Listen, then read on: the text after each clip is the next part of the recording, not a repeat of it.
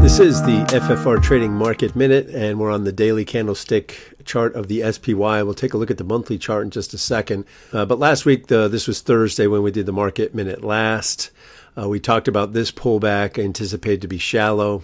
We did have some divergence, and we did get that shallow pullback. And at this point, this little pullback, kind of same thing. We just pulled back to the support here.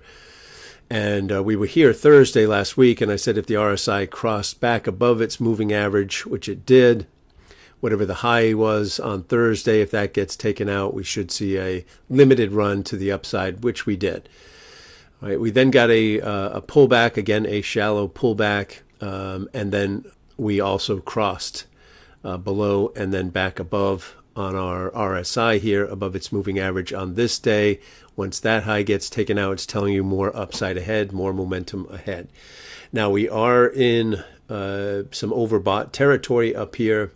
There's news coming out constantly about the war here, so you do have to be very careful. I think the market may be getting a little overextended, and we'll take a peek at the monthly chart here in a second, and I'll show you what I'm seeing there. But we do have a gap to fill below the market now. Right here, so that will be a downside target here. And let me just pull up the monthly chart here of SPY, and so we can take a look at where we are here.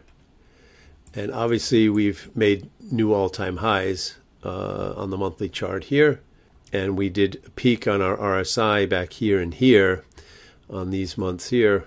And obviously the market has continued to move higher. We did get that nice pullback on this divergence. But you see, even though the market's making new all-time highs again here this month, RSI is not really following. Now, we'll see where this goes. Obviously, the month is just starting here in May.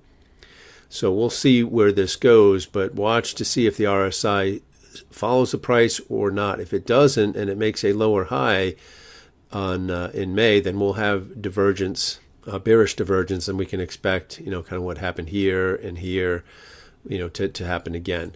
My final upside target, I think, before we get any major correction, would be up here. That's that 840 area that we looked at. Still a ways away, but you can see we're inching closer to that.